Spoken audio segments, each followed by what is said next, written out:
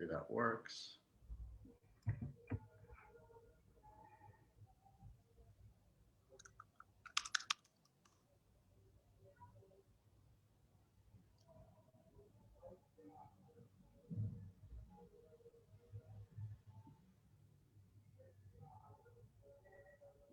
Sorry, Lina, 1 second. No problem.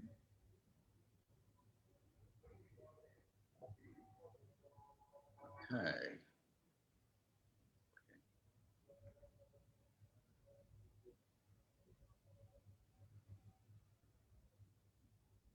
There you are. Okay. Good. So, hi everyone. Thank you to everyone who's joining us, wherever you are. My name is Kareem Fahim. I'm a founding board member of Amija. Let me just say a little bit about the organization. Amija is an organization for media professionals of Arab and Middle Eastern descent who work independently or for news organizations in the US and abroad. We aim to create a forum for networking, to share opportunities for career advancement, to promote accurate coverage of the Middle East, and to encourage Arab and Middle Eastern youth to pursue careers in journalism. Visit us and join at www.amija.org.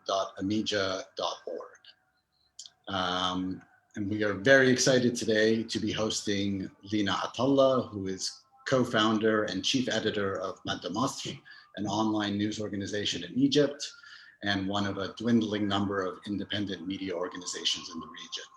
Since its founding in 2013, the paper has become known for its exclusive and groundbreaking investigations, probing essays, photo features, and foreign correspondence. The paper's achievements and continued independence are all the more notable given the increasingly repressive climate in Egypt. In the short time Mada has been in existence, it has had to evade government blocking of its site, and its journalists have faced harassment and arrest. Lina is a longtime journalist and a former managing editor of Egypt Independent. She was recognized as a new generation leader by Time magazine and was the recipient last year of the Knight International Journalism Award. Lina, thanks very much for doing this. Thanks, Kareem, for having me. It's great. Yeah. So I know that I told you in advance that I wouldn't sort of dwell on nostalgia and revolutionary things, but I did want to ask about Mada's beginnings. And, you know, at a time when we're sort of commemorating the uprisings in 2011, it occurs to me that Mada, for whatever reason, is often tied to the uprisings, its identity in some way, and I guess frequently seen as, or mentioned as, you know, one of the few good things to come out of that period. But its founding was actually not during the uprising. It was during a very different period in 2013, during this very sort of traumatic summer of the protests against the Brotherhood and the military takeover, and then the Brotherhood protests, and then Rabah and all those other things. So I just wanted you to talk a little bit about the process of starting the paper, the motivations behind it, and just what it was like to be undertaking that sort of project at that time, if you could. Sure, it's true that many people associate us with 2011, was the revolution back then, but we did not exist back then. We only started publishing in 2013. But as someone who has a certain position against nostalgic sentiments, because they lock a great moment such as the revolution in its own time and sort of discontinues it. Mada, in that sense, is a continuation of the revolutionary moment of 2011, and it goes back to the very essence of its foundation. Mada was basically born because a group of journalists, including myself, had to be put at the door of the previous newspaper I was managing, Egypt Independent, whose management back then did not wanted basically to discontinue the operation we were working at, because there was a sentiment that we weren't reflecting the editorial directions of the management. And back then, in early 2013, a lot of the media, not just the state media, but the corporate media, most of which are very liberal in their political sensibilities, they felt quite threatened by the rule of the Muslim Brotherhood. And like many Egyptians, they saw that the only way to stand against the conservative rule of the Muslim Brotherhood is to align with the military elite, which is a position we did not share. Our position as independent journalists was basically that we needed to keep our distance from anyone who holds power. That's the natural position of any independent journalist. And so it happened that we were put at the door and we were unemployed at the beginning of 2013, just at the time when Egypt and Egyptians were bracing for yet another major transformation in their political history.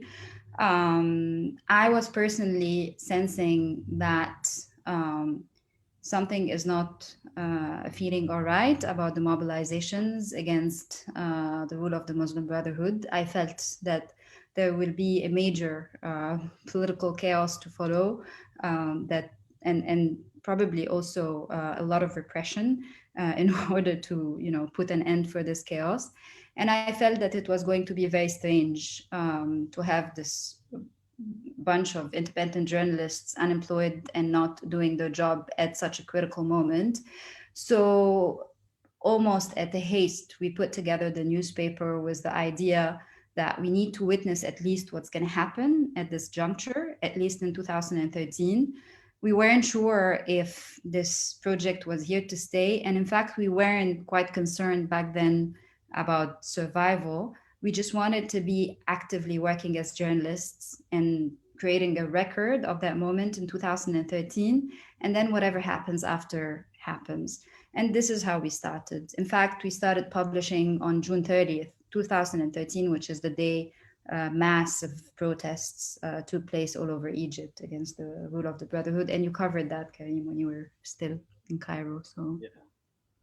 And so was there, I mean, if it was seen as, perhaps a temporary response to what was happening, or one that you hadn't, planned out the future of very comprehensively, where was the point at which you understood that this was something that could last, something that you could build upon, a permanent part of the Egyptian media scene?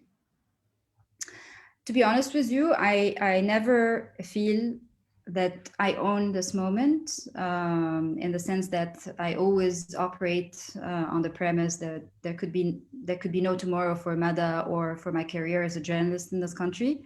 And this is actually quite a liberating sentiment because it makes you do everything you want to do today. And I think also the logic of survival can sometimes put us in a more conservative mindset when it comes to certain editorial choices.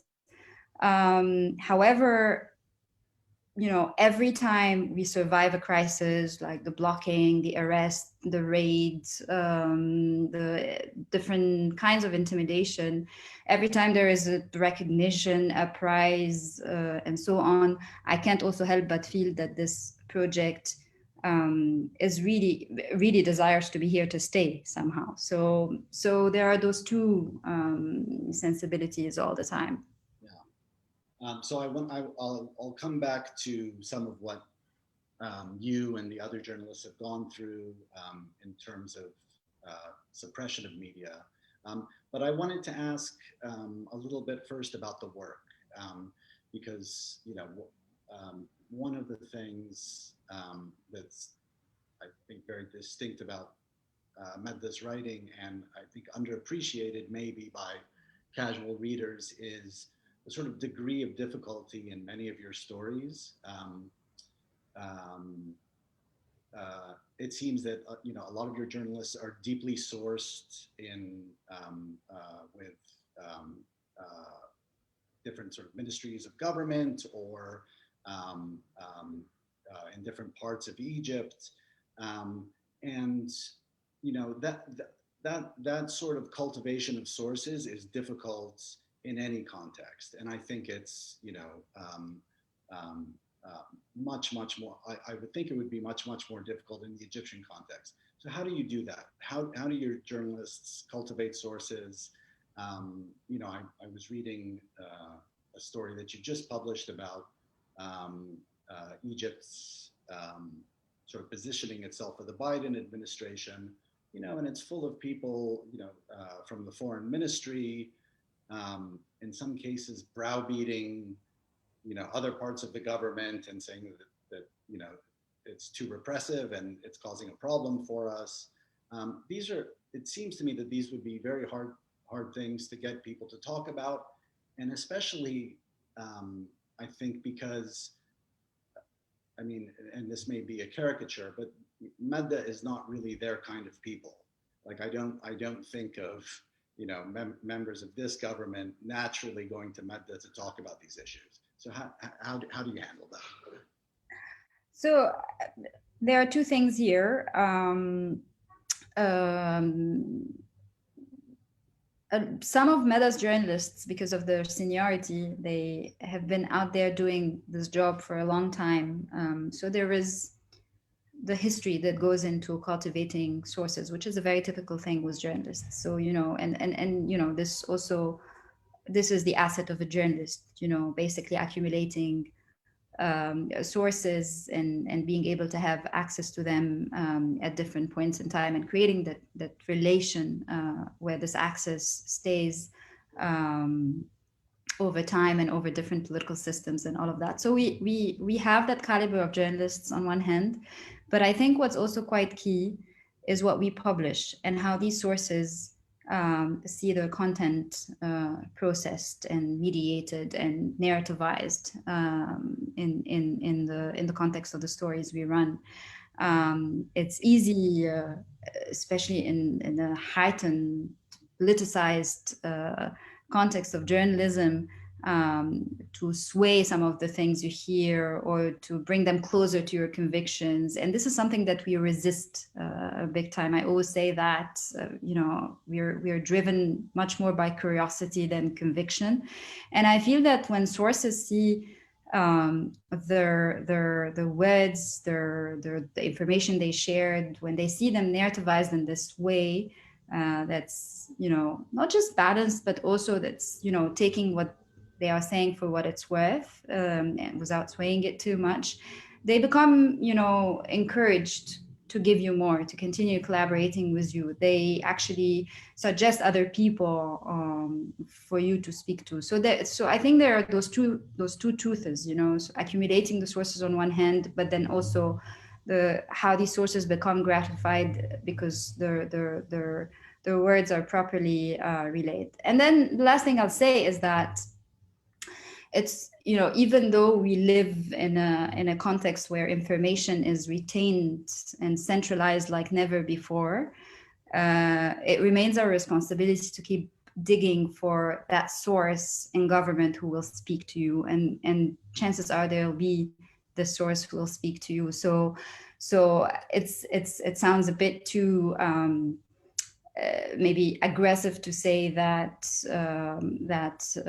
we can't just assume that there's no one who will speak to us, because a lot of the times no one will speak to Mada, because Mada by now is known to be quite a contentious place for a lot of government people. But at the same time, it's our responsibility to keep looking for that person who will speak to you on condition of anonymity, if you provide them with protection, and all these things which we care about very much. And I feel that this is also a sensibility that we have amongst our team members. How much feedback do you get from the government and these sources after you publish? I mean, I think of some especially what would seem to be especially sort of contentious stories, including one by Hassam about the Israeli gas deal and GIS. Do they call and say, or does it happen informally, or how does it work, or does it happen at all? It happens informally from the sources themselves when they see, again, the entirety of the story, for example, and the other things that we've gathered and that we've put next to their own accounts. So this is part of the dynamic of the relation between some of our sources and the reporters. And then just anecdotally, the other day I was having a coffee somewhere, and someone who happens to be working at the Ministry of Foreign Affairs, who I don't know, and who recognized me from my picture, came up and said, I just want to introduce myself and to let you know, even though you think that Mada is quite an unpopular voice in government, but many of us in the ministry are quite surprised at how credible your content has been, and wondering how you navigate with such difficulty and so on. So that was an interesting insight, Yeah. Can I ask just briefly about the readership? What percentage are reading in Arabic? What percentage are reading in English and Egypt versus the rest of the world? So it's become quite hard to track the numbers because of the blocking situation, by the way. So a lot of the people either access our website through VPN or we have set up alternative domains for people who don't have access to VPNs because a lot of the VPNs are also now blocked in Egypt, unfortunately. So it's been hard to sort of centralize the numbers and the metrics of the readership. But in general, the majority has been, up to 80% has been reading us in Arabic ever since the Arabic. We started in English, but shortly after we activated the Arabic service, and then we became Arabic first ever since. Given that we are a local publication, there's no reason for us not to have this kind of configuration. So it's mostly Arabic readers. We have quite a high percentage of people reading us from abroad, at least judging from pre-block numbers. Again, with the VPN, you can't really know anymore where people are accessing you from. But up until the block, for example, up to 30% or even 40% of our readers was coming from abroad, primarily actually from the United States, but also Saudi Arabia and so on. So. Sorry, I should have asked you this earlier. What is the situation with the sort of blocking and the website now, and how much of your time are you spending just navigating that issue? More recently, it's taking up a lot of our energy. But anyways, the blog started in 2017. We tried to contest it in court. We're one of two media in Egypt that decided to basically try and take the government to court to contest the unlawful blocking of our website, because the blocking of the website is happening outside of any legal framework, for example, right? So you can't even go and get a license so that they lift the block. They just block you, and they don't even claim that they blocked you. But anyways, the court case went nowhere. In the meantime, we've been seeking technological alternatives. So we've been working with a mirror technology, basically. So it's a technology that allows your website to be mirrored off of the main blocked site, and for that link to be accessible in an environment where your website is blocked. However, the problem that we've been facing the last 2 months is actually a massive attack on our website, like a massive DDoS attack that has been rendering a lot of the functions of our website basically dysfunctional. So we've been trying to deal with that right now. You know anything about it, or its origin, or? We're just starting to investigate it. We are quite busy to try to just put our website up, and that's why I have to apologize if some of you try to access Mada and will get this this CAPTCHA request where you have to prove that you're human. It never happens with media organizations, but we've had to do it in order to try to circumvent some of these attacks. But we're in the process of investigating where this is coming from and how it's being done. So, but it's quite sophisticated. It's quite interesting also. Yeah. Okay. All right. So I wanted to pull back a little bit to the mission of the paper. I guess in a previous talk you described Mada as not just a newspaper, but also an exercise in institution building. What sort of institution are you building? Is it a media institution? I think when you were speaking then, it was in the context of, I think you said holding space, I guess more in a political manner. But what sort of institution do you envision? And why is there a need for this kind of institution in Egypt right now, especially given the state of media in the country? Well, it's a very typical media institution in the sense that, you know, we have a newsroom and we have editors and we have reporters and we have hierarchies and we have all the regular things. So not to like also fetishize what we're trying to do too much. But at the same time, because we come from a context of, you know, intense institutional deficit, and because we come in a context where organizing is very, very difficult. And because we also come in a context where working environments, and specifically media working environments, I say specifically because that's obviously an area that I'm familiar with, are quite toxic in the sense of, you know, not being very allowing to the reporters working there to, you know, develop themselves, to look after themselves, and so on and so forth.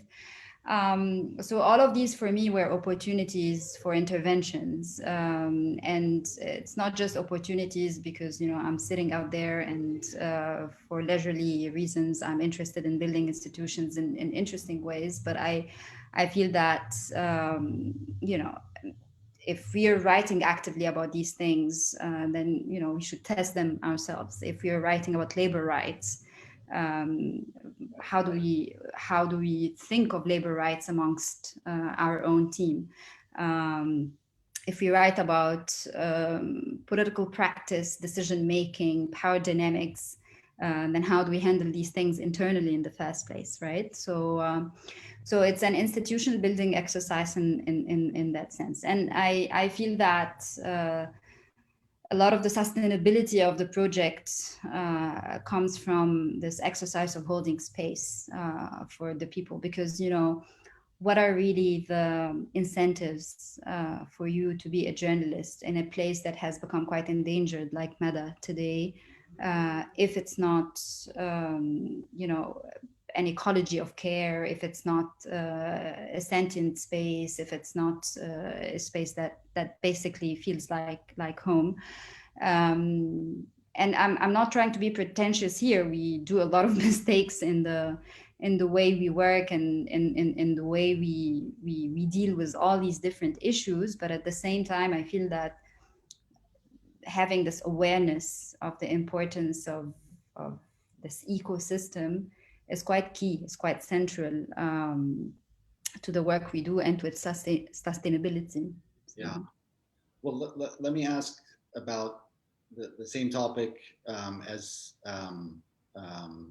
in terms of what you're trying to project, what you may be trying to project in Egypt and, you know, beyond Egypt.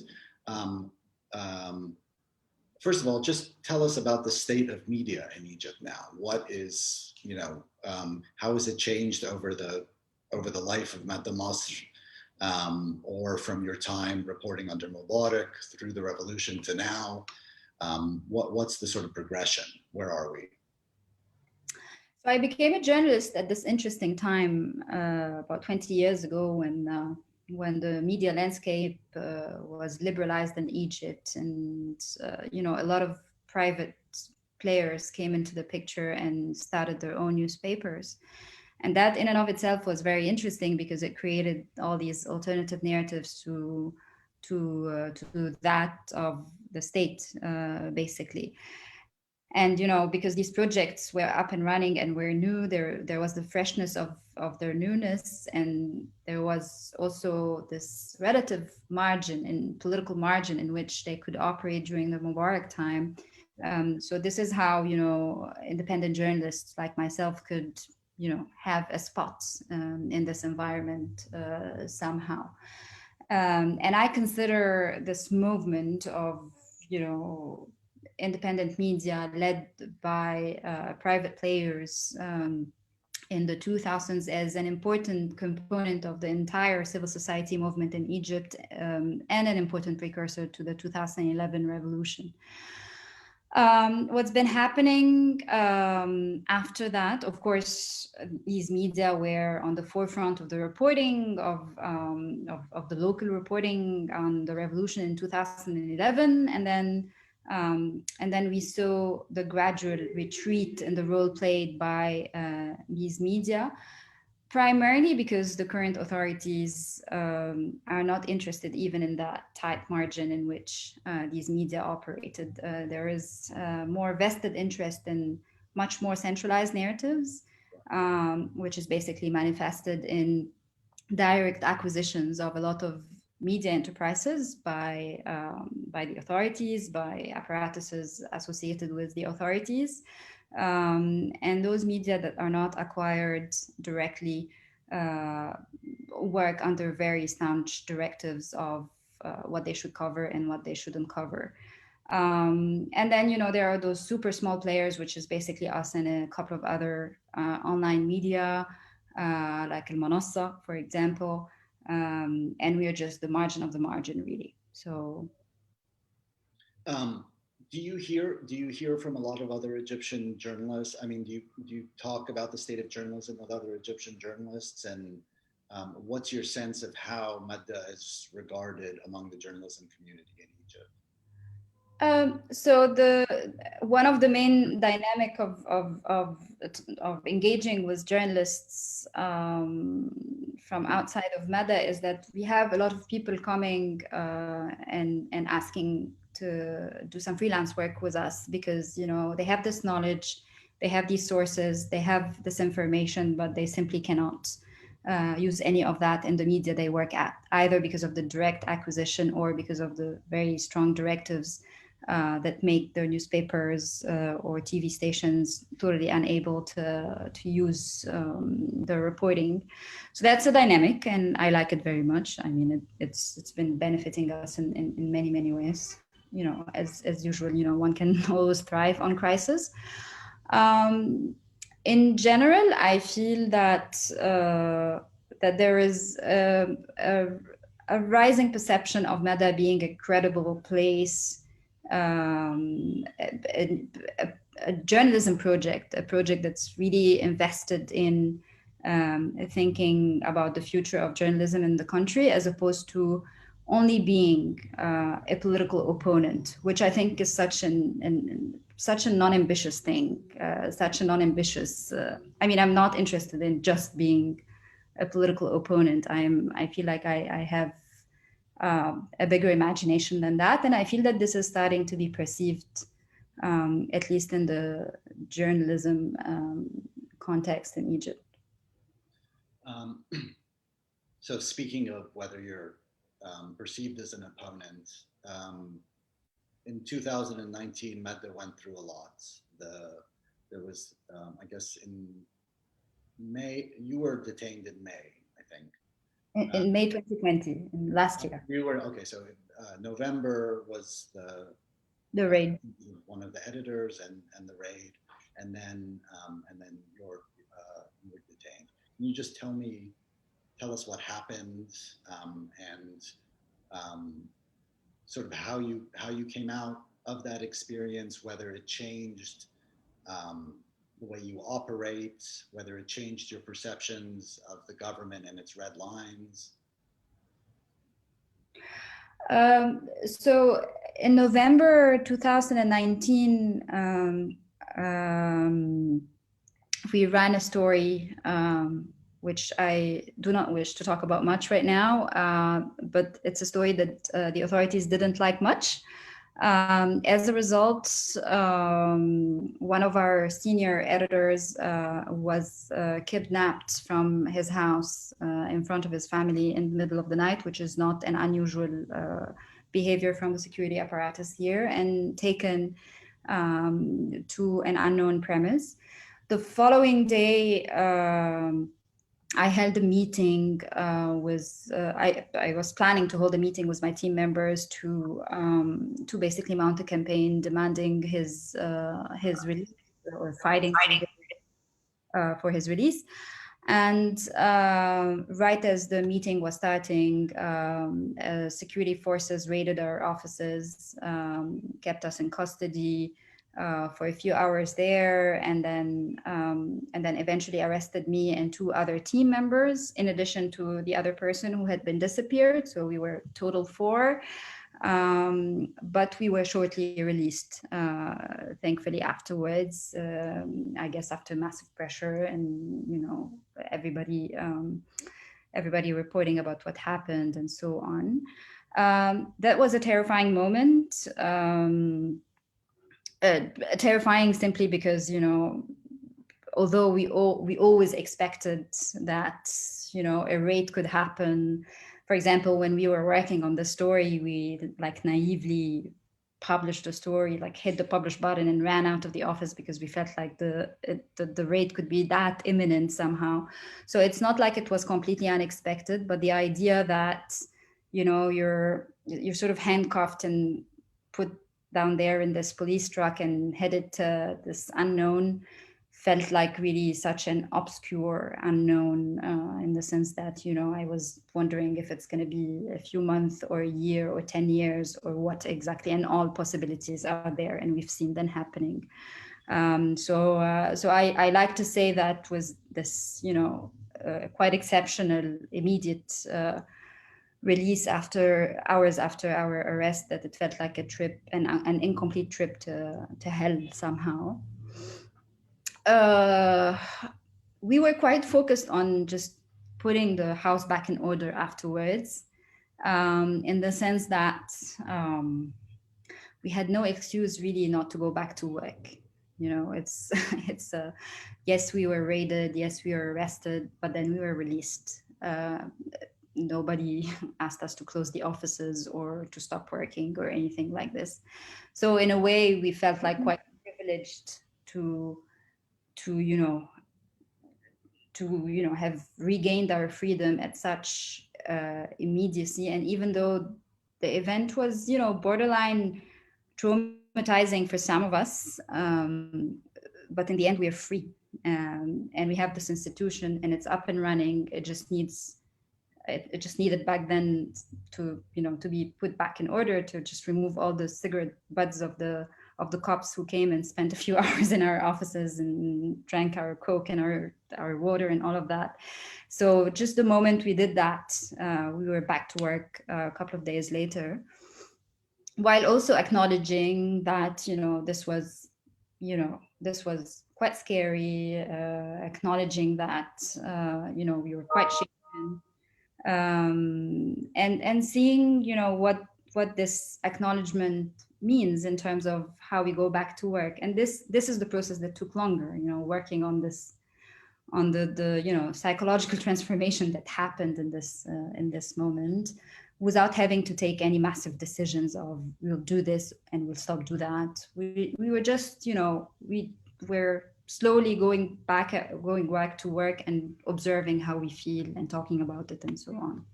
But your takeaway from it was that it was this sort of more of a one-off thing related to a story than a message about how Mada would or wouldn't be tolerated going forward.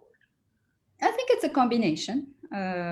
So there was the specificity of the conditions of this raid and the arrest, but also the message that, nobody's immune from this kind of fate, Okay, I have a ton of questions here. I had one more though. Oh, so this is about crisis, since you're talking about crisis. Um, how do you keep focused on sort of other aspects of journalism when all of these things are going on? When you're, lawyering stories and worrying about attacks on your website, and um, how are you also simultaneously focusing on writing as a craft, nurturing young journalists, all these other things that newspapers have to do? How do you as a manager sort of juggle those things? So after the raid in 2019, I spent alongside my fellow editors and fellow managers at Mada quite a lot of time, like I said, putting the house in order, not just in the sense of removing the cigarette butts, but in terms of looking after people, rethinking our legal system, rethinking our emergency systems, and so on and so forth. And by mid last year, I felt that there was a bit of a crisis of imagination there in terms of being locked in this modus operandi of troubleshooting and firefighting. And I felt that, the exciting moments at Mada were the moments when we're like strategizing, when we're, thinking about new ideas, new projects, when we're attending to what feels like a training need, a formation need within the team. And this is where we spend a good chunk of the last part of last year, sort of revisiting our strategies and mapping out what we really want to do this year. And at the center of this exercise was, how do we become less reactive, in the sense that we are a news gathering operation, so it is only normal that we are reactive to the news and we give them the due attention in the form of the daily bulletin that we produce, and in the form of the quick news features where we try to address the distorted part of a news story that's been propagated by the authorities, or stories that are completely blacked out. But at the same time, in parallel to that, there are things that are not even in the news consciousness that we think we should give them attention. And so we decided to map out these specific stories that we want to try to work on them throughout the year, and approach them really as projects that are research powered, that are, where they are done at the intersection of different collaborations with people from outside of Mada who are experts in these fields, and so on and so forth. So I became quite, I was very happy that this exercise was possible. Again, because I feel that also there is a degree of submissiveness when you are locked in this mode of troubleshooting and firefighting and so on. Right. Is the Mugemma project one of those? Is that from this year? Exactly. Yeah. Exactly. Yeah, that's terrific. Did you also recently announce an Egyptian cooking column? Am I imagining that? Okay. Yes, that was just yesterday. Controversial. No, that's terrific. All right, hold on. Let me get to some of the other.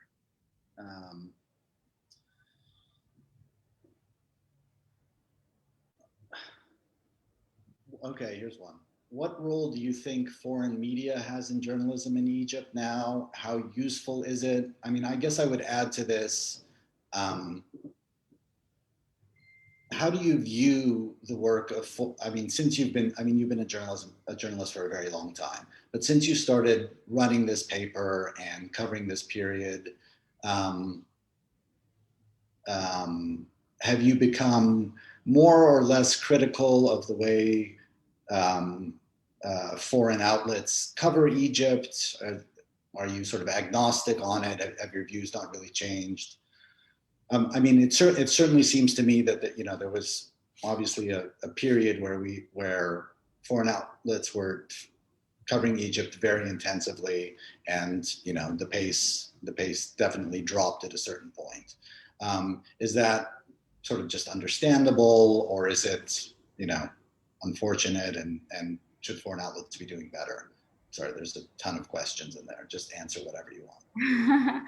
I don't have any particular opinion about the dwindling of the coverage in international media. Like, I I haven't really worked much in international media outlets. In fact, I feel like you are so better placed to answer this question, Kareem. But in general, I sort of understand how, you know, the central apparatus of these international media operates, and how Egypt is normally not a priority at this point in the coverage. But you know, throughout these 20 years, I've come to appreciate so much those international correspondents and those international journalists who, you know, despite the fluctuations in the interest of in the Egypt story, they always manage to push what matters to the international arena. I think this mattered, and this always came from a nuanced understanding of the situation on the ground. Of course, this doesn't always happen, especially if you're not a correspondent based in the country. But even while being a correspondent based in the country, a lot of the times, you know, you are in a situation where the correspondent doesn't really get it, and a lot of stories are dropped, and so on and so forth. But when there is attention to what matters, and when there is the possibility to, you know, push it, it makes a big difference. So it made a big difference when there was international media attention on the raid on Mada. It made a big difference. There was a big difference when international media focused a lot on the latest crackdown that happened on our colleagues at the Egyptian Initiative for Personal Rights, which is a human rights organization that faced also massive crackdown recently in Egypt. So when these things are pushed, it makes a big difference in making the world witness what's happening in the country. Because really, the most function I can see of international media, it's not really to, you know, get the nuance. It's not really to serve these things, but to amplify the extent of the crisis, so that the world can bear witness to it. Because, you know, our voices have their limitations, and we're not really addressing an international audience. We're mostly talking to, you know, to our own people somehow. So Right. Yeah, I mean, one of the other things that struck me about the, you know, the Biden story and other stories is that it complicates this picture of, you know, a president who runs the country and the bureaucracy is completely cowed by him, and that's sort of all there is going on in Egypt. You know, it seems like there are sort of lots of things going on within the system, and maybe Medda just has a different role than foreign outlets sort of covering Egypt. All right, I have another question about young journalists. How have the current conditions in Egypt affected journalism as a career? Are there less people getting into it? Are you seeing people quitting out of fear? Are the strategies the government is using working in discouraging journalists from reporting on certain issues? Some of this you've answered, but I guess especially the notion of journalism as a career path in Egypt now. You know, after the raid, I expected that the youngest year at Mada, not out of ageism, but, you know, out of many other considerations, would, you know, come up to me and say, you know, that's it for us. But that didn't really happen. I can't speak of, you know, a broader sort of dwindling of interest in journalism as a career in Egypt, but I imagine that in a context where the university is not that place that encourages you to do that job, really was, you know, all the corporatization that's happening anyways in university spaces on one hand, but also the security control. So, you know, that place where typically the interest in pursuing a journalism career starts, is not really that conducive. But from my very tight corner as Mada, as a small organization, I do keep getting interest from people who want to join us, who want to, work for us, write with us, and that's encouraging. But I don't think that's representative. So. Yeah. Sorry, I meant to ask this earlier about the sort of concrete differences between I guess the Mubarak era and now. I've seen it described at, the sort of suppression of media described as moving from the sort of ad hoc suppression to a much more systemic repression. And if that's correct, what are the elements of the systemic repression? Is it the cybercrimes law, media law? Like what are the structures? Honestly, I see like more of an augmentation in the extent, in the techniques. But I still see a measure of ad hoc in the sense that, you can think of the ad hoc in as much as Mada still exists, So, but at the same time, for me, it's a difference of extent in the sense that if we're talking about a margin of operation, next to a mainstream, and us operating within this margin. For me, during the Mubarak time, it was a larger margin. There was more space for maneuver, more space of trying to do things, trying to push a bit more, seeing the results, going back and rethinking it, and so on. Now that space feels much tighter, right? But for example, during the Mubarak time, there was always this vested interest in using the legal instrument in repression. Right now, this interest is much more augmented. So yeah, we do have the cybercrime law now. We have the anti-terror law, based on which a lot of journalists are being prosecuted, by the way, or at least kept in pretrial detention. You have the a new set of unified media laws. So you do have that legal arsenal. But that's not new. That's part of this investment of the modern national states here, to basically resort to the law in the way we are being ruled. So in such a way where it becomes a rule by law, not a rule of law. So yeah, I see it as more a difference of extent, as opposed to ad hoc versus systemic. Right. Okay. Maybe this is similar. Can you talk about some of the most important yet challenging stories to report in Egypt today that those of us living outside of the country aren't aware of? I guess we talked a little bit about this at the top. I always wonder how you report on Sinai or the intelligence, but from your perspective, what are the most? Sinai has been difficult. It's the site of an insurrection, and it's the site of blacked out information par excellence in this country. So it's the geography of that blacking out. If we're talking about the blackout of information in an abstract way, Sinai is there to concretize this idea for us. We really don't know what's happening. So that's why, it was clear for us from the beginning that we need to locate the people who could help us in the reporting there, and to sustain, some sort of a meticulous reporting process. Again, to create a record for this, absent peninsula, right? Invisible peninsula somehow. So that's an example. We are, by virtue of having a high level of criticality amongst us as journalists, we are interested in understanding how power works, right? We are not just interested in calling it an authoritarian regime. We're interested in understanding how it functions, how it works, what are the changes, what are the different apparatuses at play, what's the logic.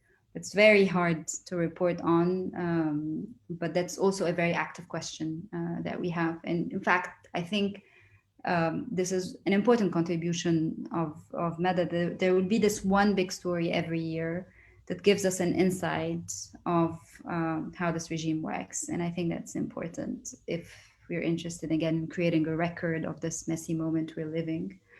So yeah, these are examples. I mean, honestly, everything is very hard to report on, even the most banal stories, because of this atmosphere of containing information like never before. So everything feels a bit hard, but normally these are the hardest stories to report on. Do things like, has anything gotten easier over time? I mean, there was a time when street reporting felt sort of impossible because there was sort of this whipped up frenzy about, spies and all sorts of things. Has any of that sort of died down, or people? No, that's become worse. I mean, it's you can't just be randomly in the street doing reporting anymore, unfortunately. Trying to think of what has gone easier. I don't know. Nothing much. Well, so on that, I guess on that subject, I was going to ask about how,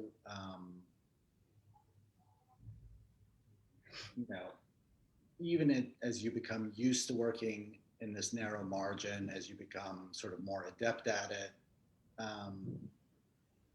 it's, at the same time can be very, I think, debilitating for journalists. I think my experience of 2013 and 2014 was that, it's one thing to, be at a site of violence, and that's causes its own sort of trauma.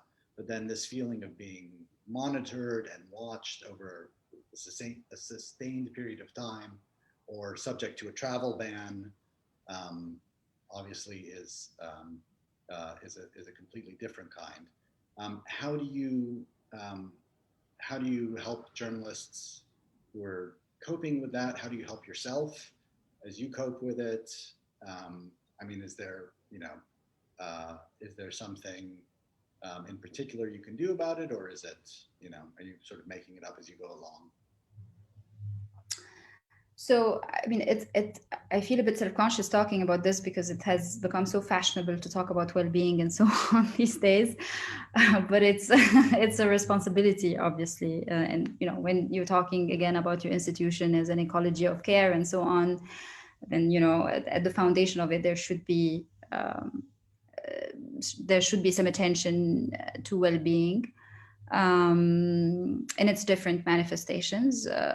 Our approach has been that, that a lot of things can count as well-being if we're aware of it, from the very straight on sort of pathological way of dealing with things. So encouraging people to seek help when they need to, and, helping them with some resources there, and material resources, technical resources, and so on. But then also all the way to observing each other and being cognizant with people's mental states. So we have a lot of awareness about power dynamics within our team, for example, and intersecting with that are questions of class and gender and so on. So these things matter. It's not just the big P in the political that affect our work together as journalists, but also the manifestations of that within ourselves as a group of people. So yeah, there is a lot of attention to well-being, be it in the form of workshops on power dynamics, or seek help, or even the very basic things such as we are very, for example, we're very adamant on making people take their time off, their annual leave. We almost don't allow for turnovers from year to year, so that people concentrate on taking time off on a regular basis. Yeah. Is there a lot of turnover in the organization? I mean, is this a new set of journalists from the one that started out in 2013? Yeah, from 2013, yes. But for example, not in the last 2 or 3 years. It's been stabilized more or less. So, Okay, there's a COVID question. We have 4 minutes. What is the COVID situation in Well, you don't have to tell us the whole COVID situation, but can you trust official information that comes out, and how do you report on that? How do you verify um, what's happening in the pandemic in hospitals, etc.? if we trust official information, we wouldn't be independent journalists. Let's start with that, I guess. From the start, we are interested in trying to do two things with the COVID coverage. On one hand, trying to find meaningful ways of finding information that also people need to know. So it's not just about saying that there is this information from the part of the government, but really trying to find that which is of interest to people. So, for example, currently we are very well focused on trying to get information about acquiring the vaccines and the plan to disseminate the vaccines and the economy of it and so on. And this is the stuff that doesn't go out at all in state discourses, save for some, void promises for, making the vaccine available within weeks or whatever. So we take that sentence and we break it down and we look for the story behind it. But also COVID from the beginning for us became more than just an event to cover, but more of a lens through which we could do different kinds of journalism that was not really possible before, and to go to different communities and do the work we need to be doing with them. So from the beginning we started again identifying that story that you saw elsewhere. We also did it, and it was quite gratifying to do it. So basically, what does it mean to be a garbage collector and working at the times of COVID? What does it mean to be a hospital janitor and working at that time? And it wasn't just fetishization of poverty or whatever, but really having this opportunity at this proximity to tell that story about communities that are completely invisible from our consciousness. So that was an interesting exercise with COVID, basically. And it did seem like at various points during the pandemic, there have sort of been doctors who speak out about what's actually happening in hospitals, and government officials who say things about the sort of rate of infection. So we're about to run out of time. I just wanted to ask what you haven't done yet or would like to do that you haven't been able to do because of resources or time or for whatever reason. What sort of either a coverage area or a kind of story or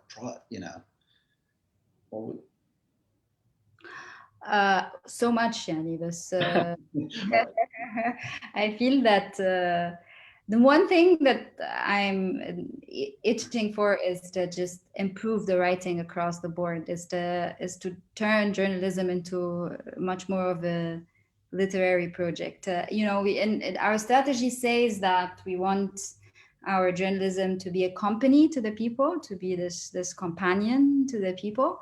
And I think it's a romantic idea. It's very nice out there, but I think it needs to find its locus in better writing, in better images, and I feel that the form is suffering in this trade big time, just because of how over-mediated the world we live in is and the amount of content that we have to navigate. So I feel that the form has always been the sort of the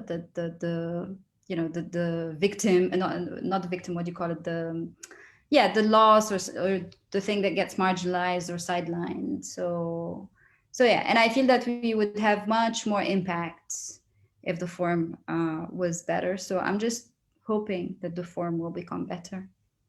I feel like it has become better. I mean, I don't even better. Well, it would help if people would stop attacking your website. Yeah, absolutely. Okay. Thank you so much for doing this. It was a pleasure to have you. Be safe. Thank you for everyone who joined.